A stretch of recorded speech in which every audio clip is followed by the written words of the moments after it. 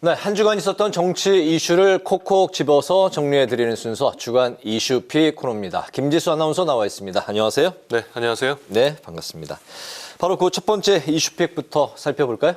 네, 오늘도 3개 이슈픽 준비했는데요. 첫 번째입니다. 이재명 대 김기현입니다. 네, 여야 대표군요. 네, 그렇습니다. 이번 주 월요일과 화요일에 교섭단체 대표 연설이 있었죠. 이 네. 두 대표가 서로 날선 공방을 주고받았습니다. 네.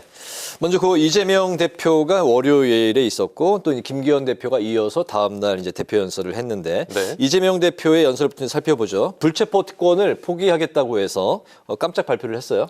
그렇습니다. 이 애초에 기자들에게 배포한 자료에는 이 내용이 없었거든요. 네. 그런데 연설 끝부분에 갑자기 돌발 선언을 한 겁니다. 예상치 못한 발언이었는데요. 이재명 대표, 이 불체포 권리를 포기하겠다. 구속영장을 청구하면 제발로 출석을 해서 영장 실질 심사를 받고 이 검찰의 무도함을 밝히겠다고 언급을 했는데요. 이 대표 본인의 사법 리스크에 대한 방탄 논란이 지속되자 이 상황을 타개하기 위해서 정치적 승부수를 띄운 것이다. 전문가들은 이렇게 분석을 하고 있습니다. 이 깜짝 선언을 하기 전에는 윤석열 정부를 비판했는데 현 정부를 민생과 경제, 정치, 외교, 안전을 포기한 오포 정권이라고 규정을 했고요. 민생 경제를 위해서 35조 원의 추경을 편성해야 한다. 그리고 전세 사기 대책을 보완을 해야 되는데 채권을 매입하고 사후 정산하는 제도가 필요하다며 정책 대안도 제시를 했습니다. 그렇군요. 이제 그런데 그 민주당 일부에서는 불체포 특권 포기에 대해서 부정적인 입장도 나오고 있고 네. 반면에 이제 김은경 혁신위원장은 전원이 불체포 특권을 포기하라고 지금 요구하고 있다고요. 맞습니다. 민주당의 일부 의원들이 불체포 이 특권 포기에 선을 긋고 있는 그런 모양새인데요. 네. 검찰이 부당한 권력 행사를 더 할 수 있기 때문에 모두 불체포 특권을 포기하는 데 동의하기가 어렵다는 겁니다. 즉 어떤 사안마다 케이스 바이 케이스로 따로 평가를 해야 된다는 입장을 보이면서 거리를 두고 있는데요. 그런데 이제 앞서 말씀하신 대로 오늘 민주당 혁신위원회 2차 회의에서 불체포 특권을 전원 포기해야 한다는 의견을 모았습니다.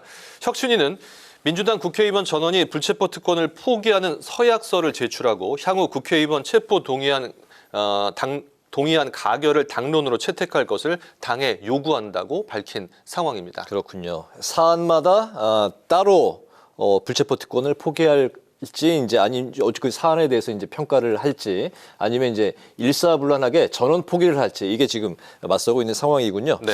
이번에는 그 국민의힘 김기현 대표의 교섭단체 대표 연설도 이제 살펴보도록 하죠. 일단 뭐 어떤 내용이 나왔는지부터 간략히 좀 정리해 볼까요? 네, 일단 이재명 대표의 연설을 사과 하나 없는 이 장황한 궤변이었다 이렇게 비판을 했는데요. 네. 국회의원 3대 쇄신안을 발표했는데 의원 정수 10% 감축, 그러니까 의원 총수가 300명이니까 30명을 줄이자는 것이고요.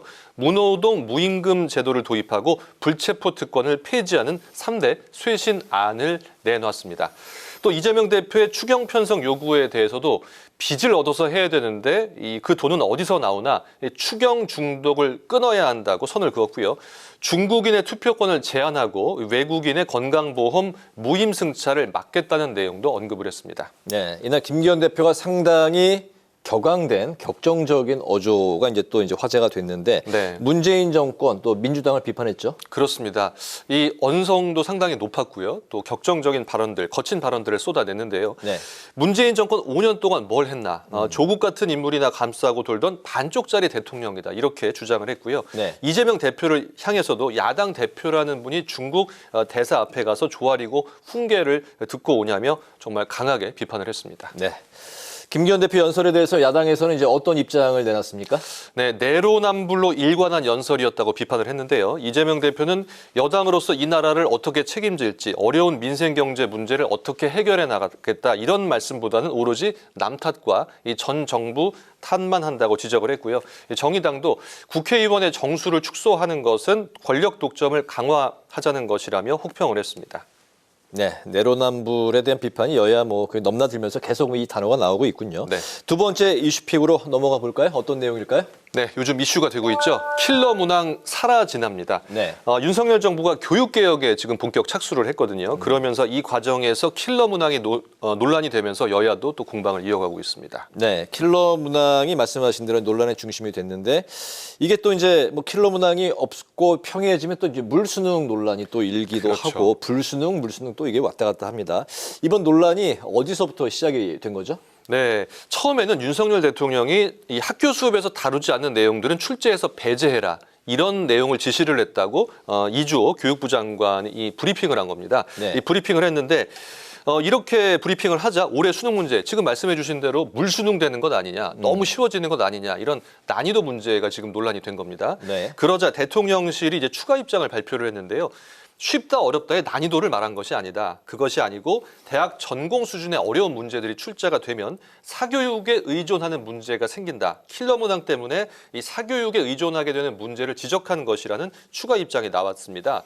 즉 공정한 변별력은 있어야 하지만 킬러 문항 때문에 생기는 사교육 문제는 잘못됐다는 것이 이번 대통령실의 입장이라고 정리를 해볼 수 있겠습니다. 네, 그렇군요. 어쨌든 다음 주 월요일이죠. 26일에 이제 그 이주호 교육부 장관이 이제 킬러 문항은 바로 이런 거다. 이제 네, 그 발표를 문항을 한다고 들면서 이야기를 한다고 하니까 하더라고요. 또 지켜보도록 하죠. 네. 이번 그 대통령실의 입장 발표가 깔끔하지 못했다. 이번 주에 이제 국회에서도 이 관련해서 여야 공방이 또 이어졌어요. 그렇습니다. 민주당은 이 윤 대통령의 말 한마디에 교육 현장에 쑥대밭이 됐다며 비판을 했는데요. 이재명 대표, 지금 대한민국 교육의 최대 리스크는 윤석열 대통령인 것 같다. 수능을 5개월 앞둔 시점에서 수험생들은 발만 동동 구르고 있고 학부모들은 속이 시커멓게 타들어가고 있다고 비난을 했습니다. 반면 국민의힘과 정부는 킬러 문항을 제외하는 건 공정한 경쟁을 위해서라는 입장인데요. 킬러 문항을 배제하는 방침은 올해 초에 이미 결정됐다, 이미 밝혔다며 사교육 이권 카르텔 세력이 교육 현장에 혼란을 부추기고 있다. 킬러 문항 논란으로 생긴 빈틈을 학원들이 불안 마케팅으로 파고들었다는 겁니다. 이에 여야는 다음 주 교육위 전체 회의를 열고 킬러 문항 배제 방침과 관련해서 논의를 이어갈 계획입니다. 네, 마지막 세 번째 이슈픽 살펴볼까요? 네, 세 번째 이슈픽, 다소 충격적인 소식인데요. 사라진 신생아 2,236명입니다. 네. 엊그제 수원의 한 아파트 냉동고에서 영아 시신 2구가 발견되는 사건이 벌어졌는데요. 이번 사건을 계기로 2,000명이 넘는 아이들이 출생 신고가 되지 않았다는 사실이 이제 수면 위로 드러난 겁니다. 그러면서 이에 국회에서도 관련 입법을 서둘러야 되지 않나 이런 목소리가 나오고 있습니다.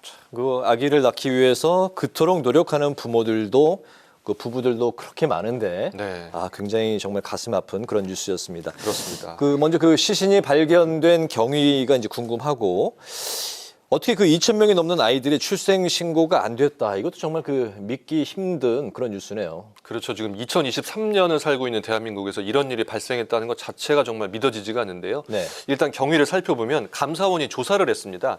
2015년부터 8년 동안 이 병원에 출산 기록은 있지만 출생 신고가 되지 않은 아이들을 조사했더니 2,236명이 나온 겁니다. 네. 상당히 많은 숫자인데 그렇죠. 감사원이 이 중에 이제 위험 정도가 높다고 판단한 23명, 이 23명을 지자체에 조사해달라고 의뢰를 했는데 이번에 수원에서 두 아이가 냉동고에서 시신으로 발견이 된 겁니다.